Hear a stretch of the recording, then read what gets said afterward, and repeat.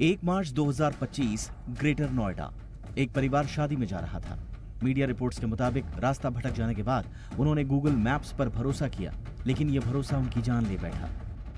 खबरों के मुताबिक गूगल मैप्स ने बताया कि आगे रास्ता है, लेकिन असल में वहां 30 फुट गहरा सीवर था।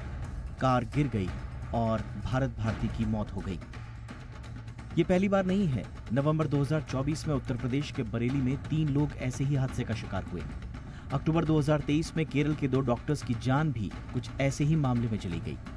सवाल यह है कि क्या गूगल मैप्स इन हादसों के लिए जिम्मेदार है? मामले में जानकारों की राय बटी हुई नजर आती है।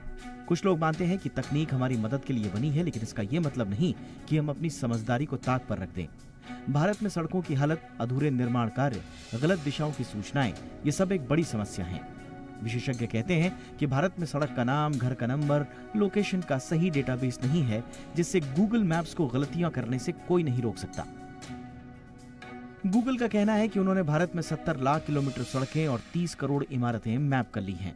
स्ट्रीट व्यू और लोकल ट्रैफिक अपडेट जैसी सुविधाएं भी दी जा रही हैं। लेकिन क्या ये काफी है? उससे भी बड़ा सवाल यह है कि क्या गूगल को इस मामले में जिम्मेदार ठहराया जा सकता है? लीगल एक्सपर्ट डॉक्टर प्रशांत माली के मुताबिक कोर्ट आमतौर पर ऐसे मामलों में कंपनियों के डिस्क्लेमर्स को सही मानते हैं, जिसमें गूगल मैप्स जैसी सेवाओं को खराब सड़कों या गलत रास्तों के लिए जिम्मेदार नहीं ठहराया जा सकता।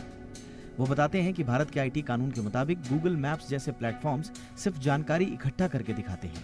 वो खुद सड़कों की हालत के लिए जिम्मेदार नहीं होते। जब तक ये साबित न हो जाए कि उन्होंने लापरवाही की है या गलत जानकारी दी है, तब तक उन पर कार्रवाई नहीं हो सकती। हालांकि कुछ जानकार ये भी मानते हैं कि आईटी एक्ट की धारा 43A के तहत गूगल मैप्स जैसी कंपनियों को डेटा की सटीकता बनाए रखने के लिए उचित उपाय करने होते हैं। यानी अगर यह साबित हो कि गूगल मैप्स ने अपडेट करने की क्षमता होते हुए भी गलती की, तो उस पर केस किया जा सकता है। हालांकि यह साबित करना बेहद जटिल विषय हो सकता है और यह केस टू केस पर निर्भर भी करता है। अब सवाल यह उठता है कि ऐसे मामलों में जिम्मेदारी आखिर किसकी तय हो? यहाँ पर उत्तरदायी सरकारी एजेंसियों की भूमिका कटघरे में आती है, क्योंकि अधूरे पुलों, टूटी सड़कों और खतरनाक मोड़ों पर उचित संकेतक लगाने की जिम्मेदारी तो प्रशासन की ही होती है। और अगर ऐसे मामलों में साइन बोर्ड की गैर मौजूदगी के कारण कोई हादसा हो, तो संबंधित विभागों पर कार्रवाई की जानी चाहिए। देश में मैपिंग सर्विस का कारोबार काफी फल फूल रहा है। गूगल मैप्स के विकल्प के रूप में मैप माई इंडिया और ओला मैप्स जैसे स्वदेशी ऐप्स उभर रहे हैं। ओला के सीईओ भाविश अग्रवाल ने तो जुलाई 2024 में घोषणा की कि उनकी कंपनी ने पूरी तरह से ओला मैप्स पर स्विच कर लिया है। लेकिन नेविगेशन सिस्टम कंपनियों को हर हाल में लोगों की सेफ्टी के हर पहलू पर ध्यान देना होगा। जानकार ये भी मानते हैं कि आखिर में ये जिम्मेदारी आम लोगों की भी हो जाती है कि वो सड़क पर निकलने से पहले कुछ बुनियादी बातों का ध्यान रखें। गूगल मैप्स की जानकारी को आंख बंद करके ना माने, रास्ते की वास्तविक स्थिति को खुद देखें और समझें।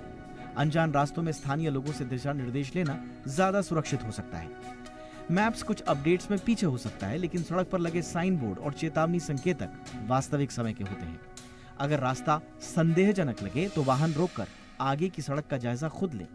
किसी भी गलती की संभावना को कम करने के लिए दूसरे मैपों के विकल्पों का भी इस्तेमाल करें।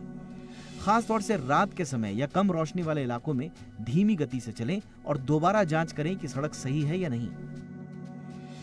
कुल मिलाकर गूगल हो या दूसरी कोई मैप नेविगेशन सर्विस, हर प्लेटफॉर्म को सरकार के साथ मिलकर सड़क सुरक्षा डेटा अपडेट करना जरूरी होगा। अधूरे निर्माण कार्यों और टूटी सड़कों पर तमाम एजेंसियों और विभागों को उचित संकेतक हर हाल में लगाने होंगे। और आखिर में लोगों को सिखाना होगा कि तकनीक मदद कर सकती है, लेकिन अपनी और अपनों की जान की हिफाजत के लिए हमें रास्तों पर तकनीक से ज्यादा खुद की सतर्कता से आगे बढ़ना होगा। ब्यूरो रिपोर्ट, जी मीडिया।